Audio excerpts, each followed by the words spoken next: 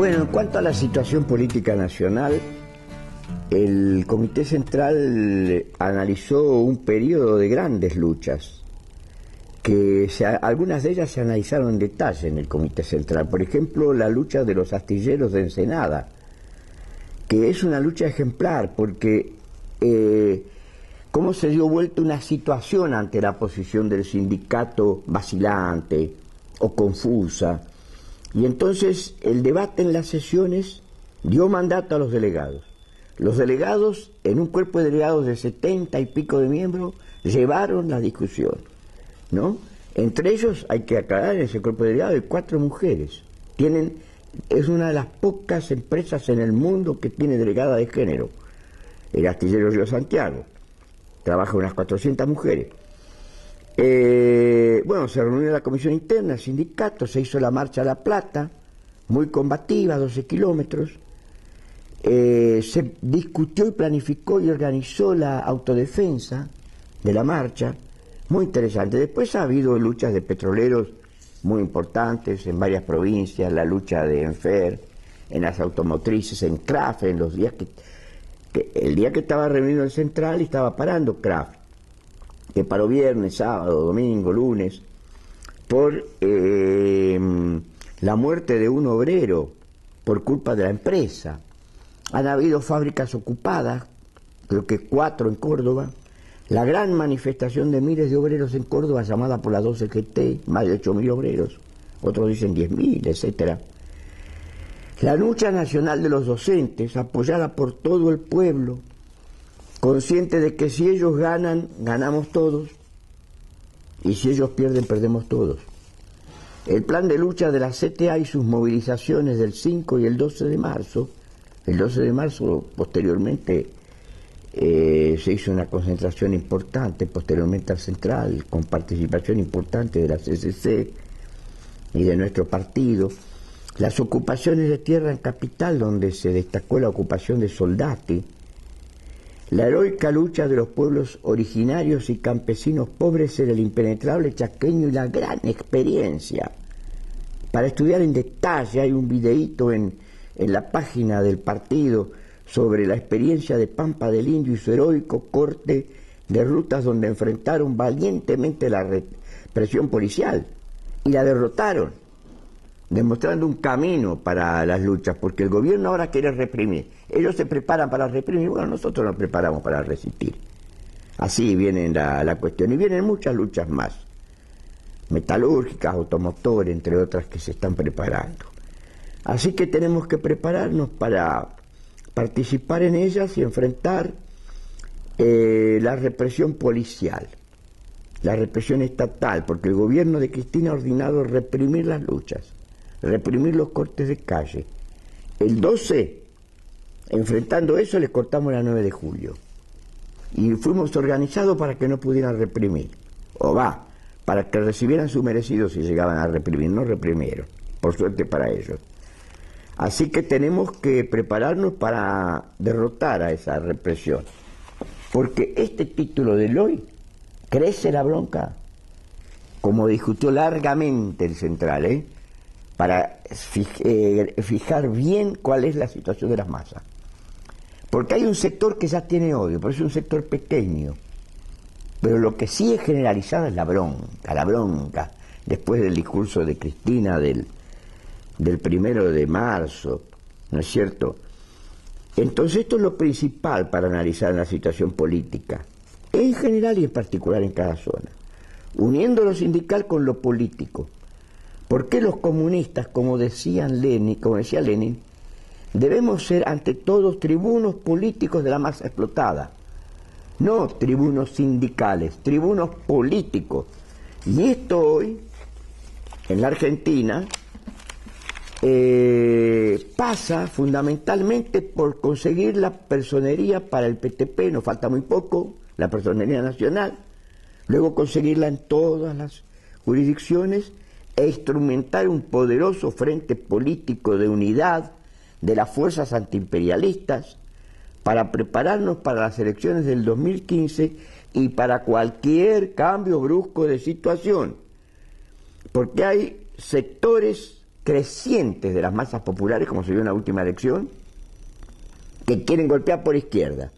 Como lo que aparecía allí era el FIT tuvo 1.400.000 votos, nosotros tuvimos varios centenares de miles de votos también.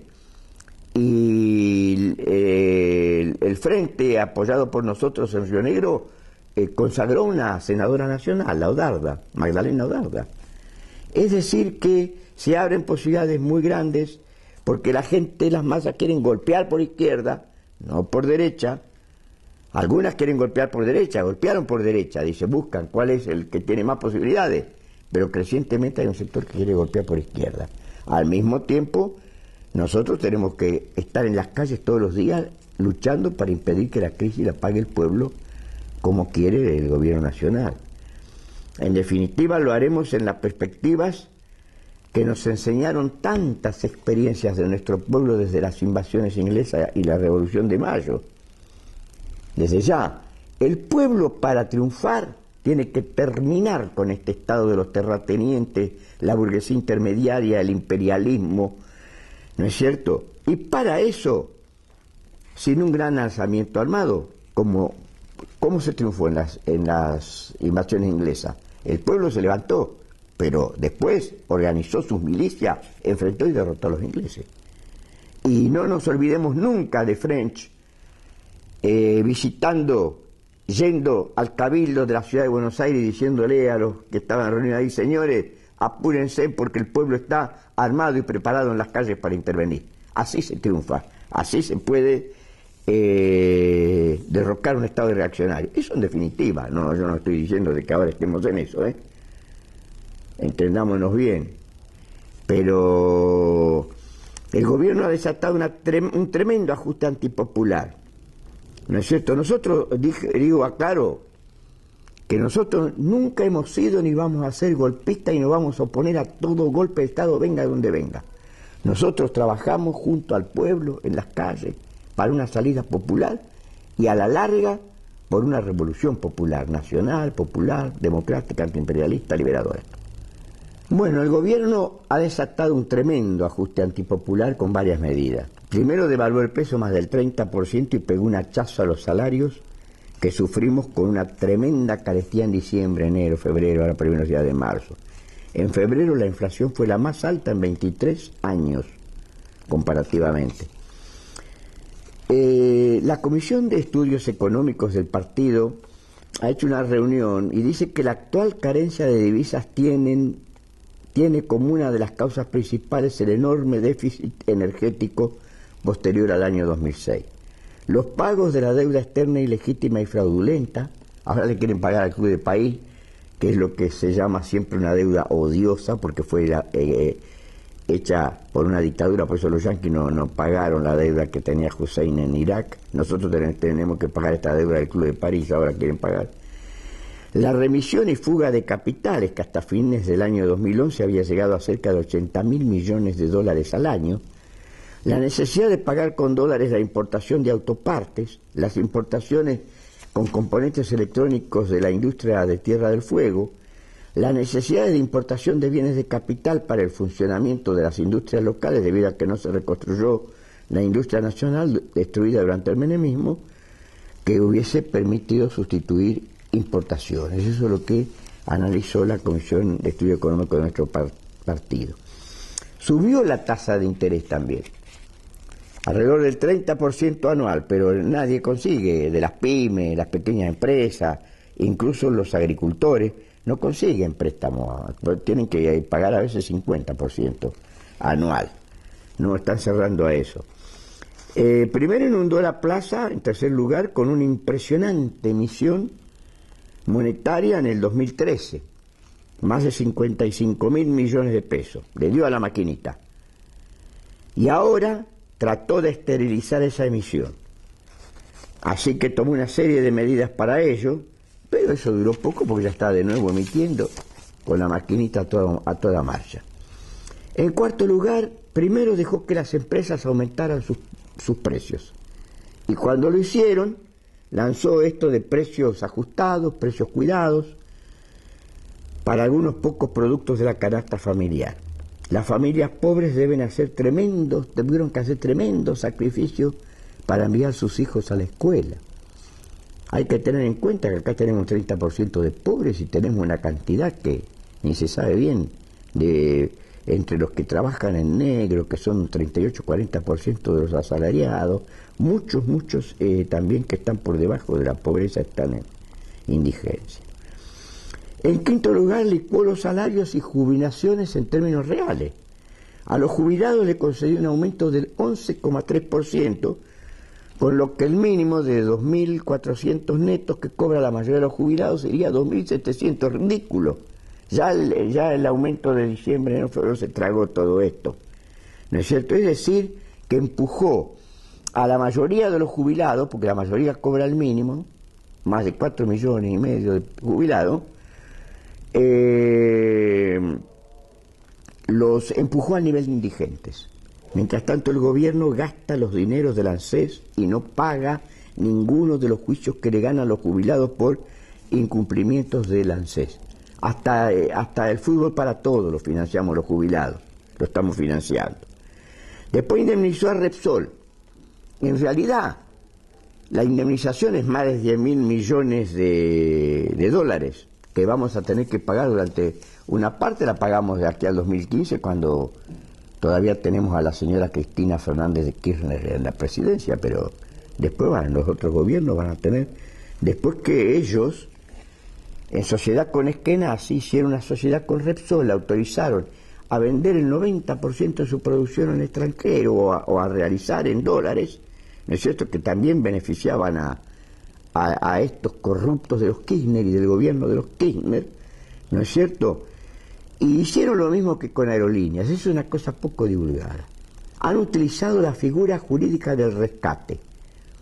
¿Cómo puede ser? Si se concede un bien del dominio público, como era aerolíneas, viene una empresa, vacía aerolíneas, vende los aviones, vende hasta la galería, el túnel que tenía para probar aviones aerolíneas, ¿no es cierto? Pero esa empresa que se beneficia con la cesión de un bien del dominio público que incluye las vías de navegación, de aeronavegación, que son consideradas la nación argentina. Por lo tanto, la nación argentina tiene todo el derecho para hacer cesar esa concesión y para obligar a la empresa que recibió esa concesión a pagar lo que debe por todos los desastres que hizo. En vez de hicieron el rescate del 51% de las acciones y constituyeron una sociedad anónima. Eso es lo que utilizan ellos, ¿no es cierto?, en vez de sancionar por el incumplimiento de los deberes que se comprometieron las empresas beneficiadas por esos contratos. Aumentaron las tarifas del colectivo en el área metropolitana 66% y aumentó un 100% en lo que va del año. Las NASTA aumentaron el año pasado en un año 100%, las NASTA. Encareció el dólar turista. Se puede decir, bueno, esto castiga a los ricos. Sí, pero si no tenemos en cuenta que tenemos cerca de 2 millones de paraguayos que trabajan en la Argentina, que tienen que remitir plata a sus familiares en Paraguay, que viajan, bolivianos. Entonces, el dólar turista castiga no solo a los ricos, encareció hasta el 100% el precio de los autos más caros, y motos, y lanchas, lo que repercutió en la industria automotriz, demoró las ventas. En febrero se desplomó el patentamiento de motos en un 27%. Así no van a atenuar la inflación, de la que ni habló Cristina. Para ella no existe ni la inflación ni la inseguridad, no habló en su discurso del 1 de marzo. Y los principales impuestos que sostienen al Estado son el IVA, el más injusto de todos los impuestos, porque hasta los desocupados pagan el IVA cuando van a comprar un litro de leche, un kilo de pan, y el impuesto a las ganancias, que castiga a muchos docentes, a muchos asalariados, porque ya a partir de los 10.000 pesos les hacen el descuento. Había algunos que estaban contentos que iban a cobrar 18.000 pesos de aguinaldo y se encontraron que cobraron 10.000, porque el resto se lo llevó el impuesto a las ganancias. Ahora hay una oleada de despidos que castigan a la clase obrera. ¿Por qué toman estas medidas?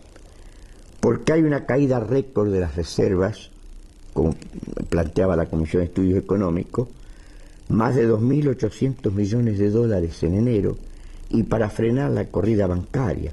Ellos esperan aguantar hasta que entren los dólares de la cosecha gruesa, sobre todo de la soja, porque la soja de un cultivo exótico, como dice el libro de un estudioso, de un cultivo exótico se ha transformado en un monocultivo que se ha impuesto en toda la Argentina, que nos ha transformado del tercer exportador mundial de carne en el 11º exportador. Ni siquiera ahí podemos comer un asado domingo por el precio que tiene, y lo mismo han hecho con otros, como el trigo, por ejemplo. La Argentina desde el principio del siglo XX fue primer exportador mundial de trigo, y bueno, ahora estamos mendigando ahí. Entonces hasta han tenido que importar, aunque no lo dicen, trigo de Uruguay para los molinos.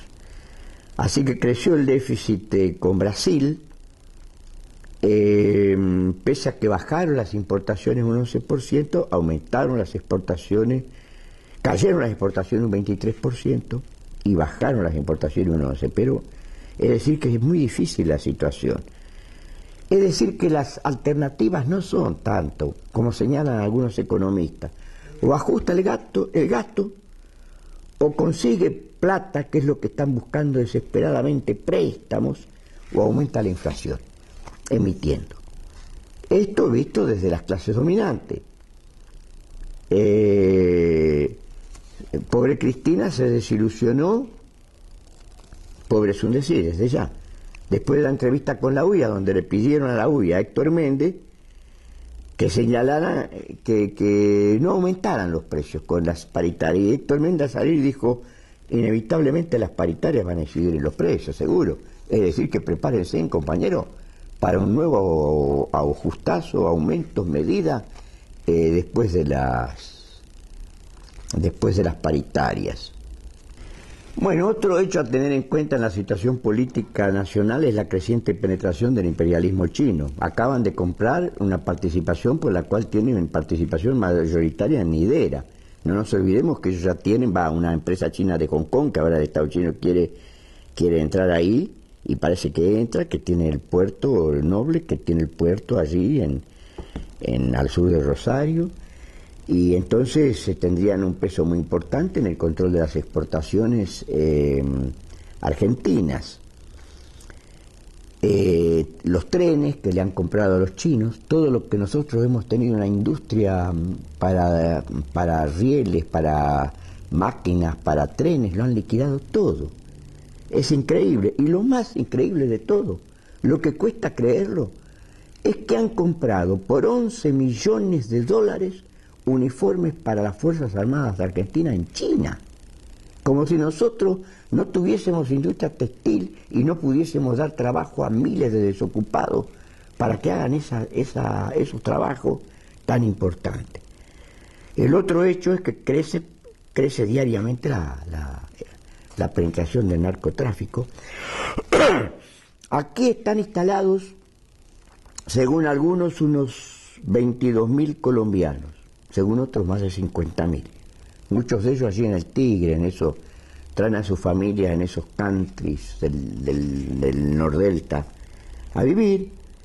Tenemos el ejemplo de Rosario. Claro, Rosario es un punto clave en las rutas que traen la droga de Paraguay, que traen la droga de Bolivia, en un país que no tiene frontera. El otro día un amigo me contaba, vio entrar una caravana de narcos con un coche adelante, otro atrás, bien armado.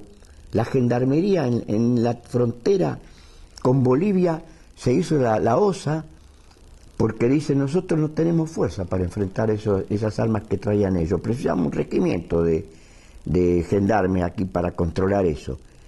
Hay más de 2.000 pistas clandestinas de aterrizaje en la Argentina.